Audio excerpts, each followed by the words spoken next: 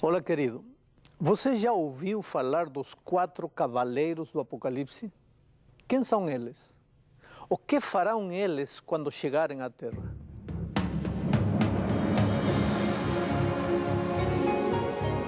Ele permaneceu através dos tempos. O livro de Deus, a Bíblia. Indispensável em nosso mundo complexo. Está escrito, transmitindo esperança ao redor do mundo. Apresentado por Alejandro Bulhon. Hoje, os 4 cavaleiros do Apocalipse. Dentre as muitas figuras estranhas do Apocalipse, os cavalos e os cavaleiros são uma das que mais provocam medo e espanto nas pessoas. Também é uma das profecias que mais alimenta a imaginação dos profetas, entre aspas, do fim do mundo. Claro, morte, sangue, espada, fome e pestes são ingredientes extraordinários para elaborar um coquetel terrorista e levar desespero e pavor ao homem moderno já aflito sob as circunstâncias de violência em que a sociedade vive. Mas o que há por trás desses misteriosos cavalos e seus cavaleiros? Para entender essa profecia, é preciso não perder o fio do grande conflito cósmico que teve início lá nos céus. Quais foram as acusações que Lúcifer levantou contra Deus? Basicamente 2. A primeira tinha que ver com a adoração. Lúcifer queria toda a adoração para si. Veja o que diz a palavra de Deus no livro de Isaías, capítulo 14, versos também 13 e 14. Subirei ao céu, acima das estrelas de Deus exaltarei meu trono. Subirei acima das mais altas nuvens e serei semelhante ao Altíssimo. A segunda acusação dizia respeito à obediência. Na opinião de Lúcifer, era impossível que a criatura pudesse obedecer aos princípios preservadores da vida estabelecidos pelo Criador. Portanto, o anjo caído tentou destruir também a palavra de Deus. O conflito cósmico teve início nos céus, depois transferiu-se para este planeta e foi sempre fundamentado nestes 2 pontos, adoração e obediência. E ao longo da história, o inimigo tem tentado atrair a adoração dos homens para si e, ao mesmo tempo, tem tentado desvirtuar a palavra de Deus. Para conseguir estes 2 objetivos, ele usa todos os métodos possíveis. Engana, fascina, mente, esconde, disfarça. E quando isso não dá certo, então persegue, violenta, mata e destrói. A profecia dos 4 cavaleiros do Apocalipse mostra diferentes métodos que o diabo usou ao longo da história para alcançar os seus objetivos. E apresenta também a maneira como os cristãos reagiram às investidas do inimigo nos diferentes períodos da história. Isto é básico no processo do julgamento que veremos um pouco mais para adiante. Muitos intérpretes da Bíblia têm considerado os 4 cavaleiros do Apocalipse como portadores dos juízos divinos. Existem até filmes descrevendo esses misteriosos personagens como cavaleiros vingadores trazendo desgraças e tragédias sobre os seres humanos. Seriam por acaso os furacões, terremotos, cataclismos, castigos divinos que os cavaleiros trazem? Deveria a humanidade ficar apavorada diante das possíveis catástrofes que esses cavaleiros anunciam? Existe base bíblica para semelhante especulação? Veja, o livro do Apocalipse não pode ser usado com leviandade ou fanatismo irracional. Ele precisa ser estudado com base teológica e com projeção histórica. Estudando dessa maneira, percebemos que os cavaleiros do Apocalipse simbolizam os vários períodos pelos quais passaria a igreja cristã em relação com sua fidelidade à palavra de Deus. Essa profecia dos cavaleiros é parte da visão dos 7 selos. No programa anterior vimos o juiz assentar-se no trono para iniciar o juízo. O apóstolo João continua narrando o evento da seguinte maneira em Apocalipse, capítulo 5, verso 1. Diz assim: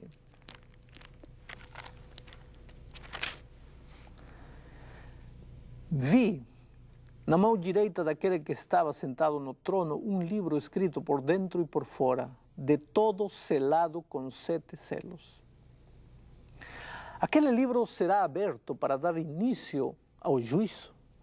Nele estão as provas e evidências a favor ou contra os seres humanos. Como viveram eles ao longo da história? Permaneceram eles fiéis a Deus, dando-lhe a glória e honra devidas? Foram obedientes à sua palavra ou deixaram-se enganar ou intimidar pelo inimigo de Deus? O livro está selado com 7 selos. E quando o último selo for aberto, a história do conflito entre o bem e o mal terá chegado ao fim. Cristo voltará então para buscar os seus filhos que permaneceram fiéis a Ele. Sabe, querido, este é um momento solene. Os selos serão abertos.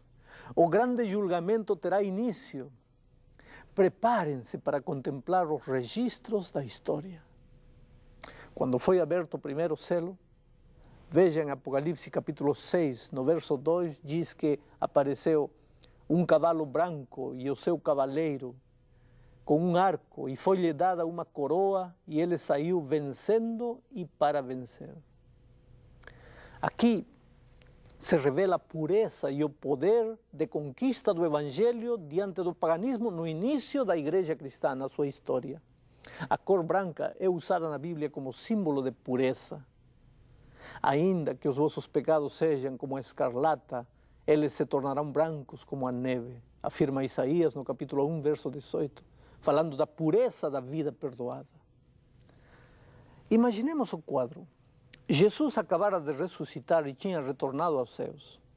Ali estava na terra a igreja que ele fundara. Jesus tinha vindo a este mundo, não apenas para salvar o ser humano, mas para confirmar uma verdade inquestionável que encontramos em Mateus capítulo 10, ou capítulo 4, verso 10. Ao Senhor teu Deus adorarás e só a Ele darás culto. E também Jesus veio a esta terra para ensinar que a palavra de Deus é imutável e eterna, segundo São Mateus 5,18. Justamente os 2 pontos críticos que o inimigo tentava desvirtuar com relação a Deus. A figura do cavalo branco nos revela como se conduziu a igreja de Jesus no primeiro século. Aquele foi um período de guerra entre a verdade e a mentira, entre a verdadeira e falsa adoração. A igreja foi cruelmente perseguida por não querer inclinar-se diante do César, que reclamava adoração para si. Agora me diz, você imagina quem estava por trás de César? A igreja também foi duramente perseguida por sua fidelidade à palavra de Deus. O próprio João afirma, em Apocalipse 1, verso 9, eu, João, irmão vosso e companheiro na tribulação, achei-me na ilha chamada Patmos por causa da palavra de Deus. Você vê os mártires que morreram e que aparecem ressuscitados na abertura do 5º selo, também afirmam que morreram por causa da palavra de Deus. Mas apesar de toda a fúria desatada contra o povo de Deus, neste primeiro período da história da igreja cristã, ela se manteve fiel aos 2 pontos críticos, adoração e obediência. Foi uma igreja vencedora, que fez estremecer o inimigo com sua doutrina pura e seu espírito de evangelização. Ao cavaleiro foi-lhe dada uma coroa e saiu vencendo e para vencer. Vitória é a chave. Bom, ao abrir-se o 2º selo, diz o texto bíblico no verso 4, e saiu outro cavalo vermelho, e ao seu cavaleiro foi-lhe dado tirar a paz da terra para que os homens se matassem uns aos outros. Também lhe foi dada uma grande espada. Já vimos que o cavalo branco, que significa o primeiro período da igreja cristã, expressava pureza de seu caráter e doutrina. Pureza na adoração, porque apesar das perseguições, ameaças e mortes, os membros da igreja primitiva preferiam adorar a Deus antes que a César. E pureza na obediência à palavra de Deus, porque apesar do perigo físico que significava obedecer às escrituras sagradas, aqueles cristãos do primeiro século mantiveram a doutrina de Jesus completamente inalterada. Mas o grande objetivo de Satanás sempre foi atacar aos filhos de Deus nestes 2 pontos. Fazer que a igreja corrompa a sua adoração e doutrina. E se não conseguisse isso pela força da perseguição do Império Romano, trataria de fazê-lo por outros meios. O cavalo vermelho revela discórdia, discussão e controvérsia entre os próprios filhos de Deus. Vermelho é a cor do sangue. E por esse motivo, muitos estudiosos da Bíblia relacionam este período com a época das perseguições extremas que a igreja atravessou durante os 3 primeiros séculos, sob as mãos dos Césares. Mas o texto bíblico afirma que os homens se matavam uns aos outros, ou seja, esta é uma guerra interna. Não é de fora para dentro, mas de dentro da própria igreja, tendo como protagonistas os próprios cristãos. O que aconteceu foi que a igreja, no seu afã entusiasta de evangelizar todo o mundo, começou a batizar pessoas que não tinham conhecimento suficiente da doutrina cristã. Muitos gregos, romanos, gentios começaram a pertencer à igreja sem ter abandonado os seus velhos costumes e doutrinas. E imperceptivelmente começaram a contaminar a pureza da doutrina bíblica que se mantivera branca durante o primeiro século. Podemos tomar, por exemplo, o imperador Constantino. Ele tornou-se cristão, o que foi, claro, motivo de muita alegria para o cristianismo. Já imaginou se o presidente da Rússia hoje se convertesse ao cristianismo? Mas Constantino adorava o sol, no dia consagrado ao Deus Sol, o domingo. Assim, o imperador convertido, entre aspas, ao cristianismo, trouxe para a igreja o domingo como dia especial de adoração.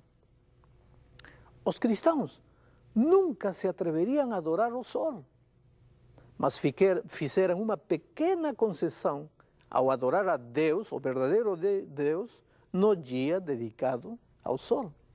Quase nada, você percebe? O sábado foi considerado apenas um detalhe, um simples detalhe. O importante era adorar o verdadeiro Deus, sem dar muita importância se era segunda, ou terça, ou quarta, ou sábado, ou domingo. E veja, o inimigo conseguiu o que queria: corromper a pureza da doutrina cristã. A essa altura, a igreja tinha crescido. Já não estava mais formada por aquele pequeno grupo que seguiu a Jesus. Agora haviam igrejas cristãs nas maiores metrópoles da época. E a quem deviam essas igrejas obedecer? Tinha que haver uma cabeça. Claro, naquele tempo todos consideravam Jesus como a cabeça da igreja. Mas já que Jesus não estava mais presente, alguém devia assumir a liderança da igreja, pensavam alguns. E o mais natural é que fosse o bispo de algumas das igrejas que já existiam. Mas quem? Bom, se Roma era o poder político que dominava o mundo, seria lógico que o bispo de Roma passasse a ter o comando da igreja mundial. Só que os bispos das outras igrejas não aceitaram isso facilmente. E justamente isto é que deu origem às guerras sanguinárias. O historiador católico Walter Durand declara que provavelmente mais cristãos foram degolados por cristãos do que em todas as perseguições que os pagãos fizeram contra os cristãos na história de Roma. Agora, o que realmente impressiona é que a profecia já descrevia esse período lamentável da história da igreja. A igreja cristã naquele período é simbolizada pelo cavalo vermelho, a cujo cavaleiro foi dado o poder de tirar a paz de modo que os homens se matassem uns aos outros. Passemos agora ao terceiro selo. Quando o terceiro selo se abre, João diz no verso 5 de Apocalipse capítulo 6: Vi e eis um cavalo preto, e o seu cavaleiro com uma balança na mão. A cor preta fala por si mesma, é a antítese do branco. E se o cavalo branco simboliza o período de pureza da igreja, você já pode imaginar o grau de degradação que este terceiro cavaleiro representa. Esta é a igreja que vai até o início da Idade Média. Nesse período da história, a igreja não foi capaz de manter pura adoração ao único verdadeiro Deus, nem prestou obediência fiel à Sagrada Escritura. Contaminou-se com uma montanha de tradições humanas e costumes pagãos. Enquanto Jesus declarou que seu reino não é deste mundo, o líder da igreja daquela época cobiçou e assumiu o poder terreno. O Império Romano tinha caído, os imperadores tinham desaparecido e a única autoridade que permaneceu foi a do bispo da Igreja Cristã de Roma antiga, sede do poder político. O poder desse líder religioso não era mais apenas espiritual, agora era também político e social. O cavaleiro montado neste cavalo tem uma balança na mão e de repente se ouve uma voz dizendo no verso 6: uma medida de trigo por 1 denário, 3 medidas de cevada por 1 denário. Sabe, esta era uma medida de peso que na época em que o Apocalipse foi escrito era uma ração que um soldado ou um escravo podia adquirir por dia. Trata-se, portanto, de uma ração mínima de alimento que os pobres recebiam. Mas o preço, 1 denário, era 16 vezes maior do que o preço daquela ração miserável. Isso significa opressão, exploração e fome. Quer dizer que os líderes da igreja cristã daquele tempo se caracterizariam por promover fome espiritual, escondendo do povo o pão de vida, que é a palavra de Deus. Como você interpreta o fato da igreja cristã daquela época proibir ao povo a leitura da Bíblia, ou vender indulgências, chegando ao extremo de afirmar que no momento em que as moedas batiam no fundo da salva, os pecados eram apagados dos registros celestiais? A verdadeira adoração a Deus e a obediência pura à sua palavra ficaram completamente esquecidas. O inimigo mais uma vez estava conseguindo seu propósito. Mas a voz que falou quando o cavalo preto apareceu disse: não danifiques o azeite e o vinho. O que significa isso? Quer dizer que haveria um remanescente que, a despeito de tudo, permaneceria fiel aos ensinamentos divinos e adorando unicamente o Deus Criador dos céus e da terra. Na abertura do 4º selo, João é chamado novamente a contemplar a visão. Veja como a Bíblia descreve o 4º selo no verso 8. E olhei, e eis um cavalo amarelo, e o seu cavaleiro, sendo este chamado Morte, e o inferno estava seguindo, e foi-lhe dada autoridade sobre a 4ª parte da terra para matar a espada pela fome e com a mortandade e por meio das feras da terra. É aqui que os terroristas da religião se deleitam. É muito fácil sair assustando as pessoas com a imagem de um cavaleiro montado sobre um cavalo amarelo e levando destruição à 4ª parte da terra. Mas já vimos que a visão dos 4 cavalos é apenas uma profecia que anuncia diferentes períodos pelos quais a igreja passaria na sua história. A visão do cavalo amarelo simboliza o período no qual se consumou a degradação da igreja cristã. Esta degradação teve início no período simbolizado pelo cavalo vermelho. Acentuou-se no período simbolizado pelo cavalo preto e tornou-se terrível neste último período simbolizado pelo amarelo. A igreja pura que Jesus estabeleceu e que os apóstolos e os primeiros cristãos mantiveram incontaminada durante o 1º século foi se corrompendo lentamente. Quando chegamos à Idade Média, encontramos uma igreja cristã de nome, que não era nem a sombra da igreja pura que Jesus fundara. Onde estavam os cristãos que deram a vida por obedecer à ordem divina descrita em Mateus 4:10? Ao Senhor teu Deus adorarás e só a Ele darás culto. Em nome de Deus, agora os cristãos estavam adorando imagens e esculturas de santos. Onde estavam os fiéis cristãos que foram perseguidos por causa da palavra de Deus? Onde aqueles que pagaram com a vida a ousadia de obedecer à ordem divina que dizia: até que o céu e a terra passem, nenhum io ou um tio jamais passará da lei.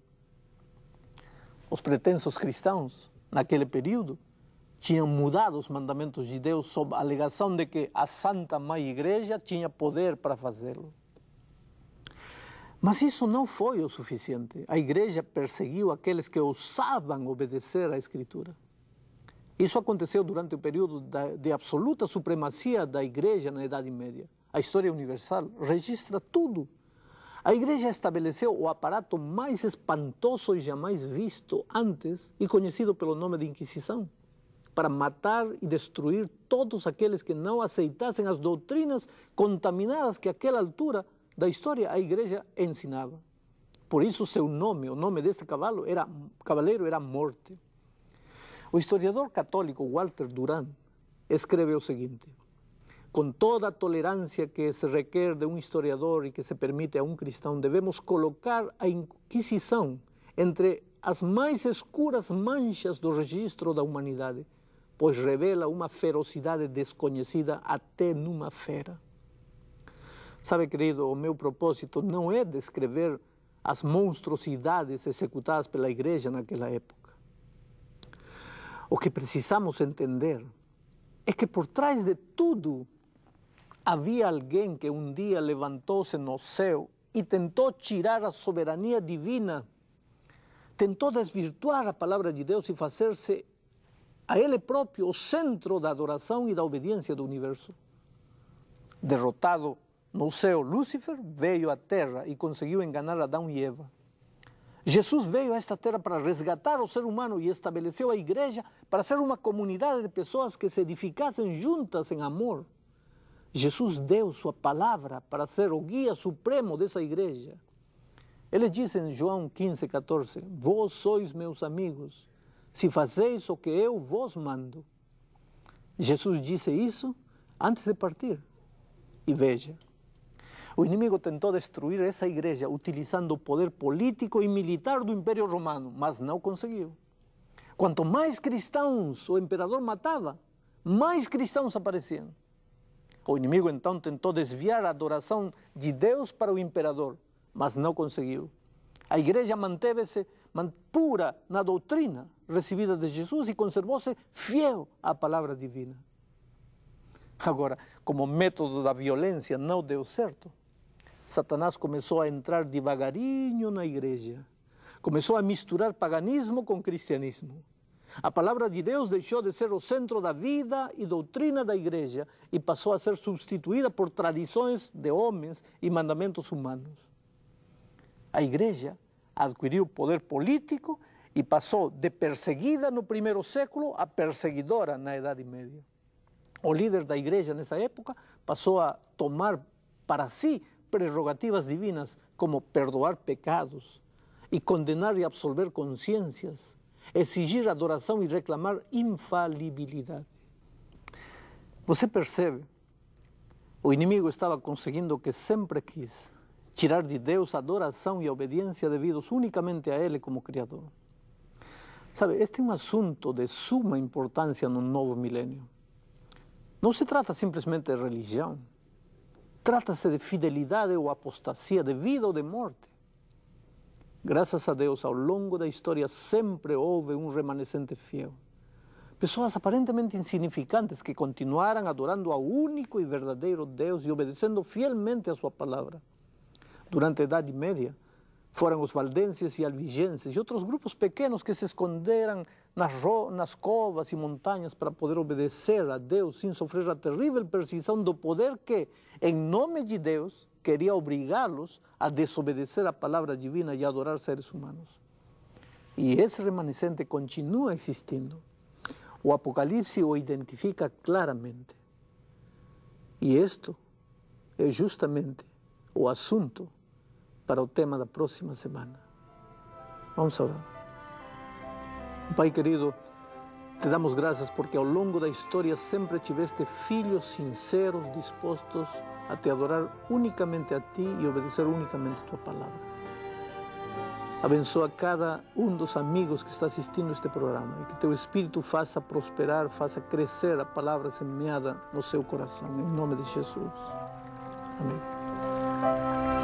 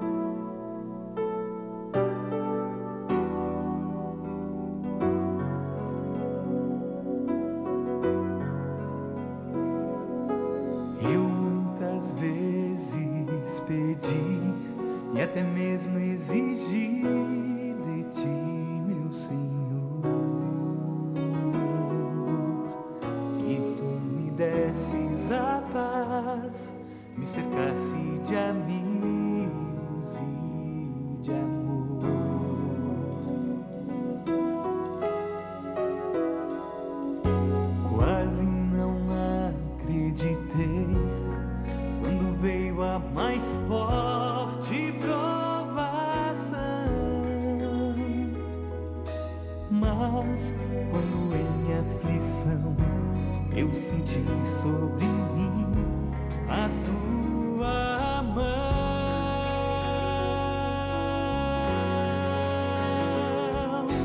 Pai, teu amor me abraçou, tua voz me chamou, e eu não pude deixar de te ouvir. Pai, quero agora pedir, vem depressa invadir o meu coração, sou teu.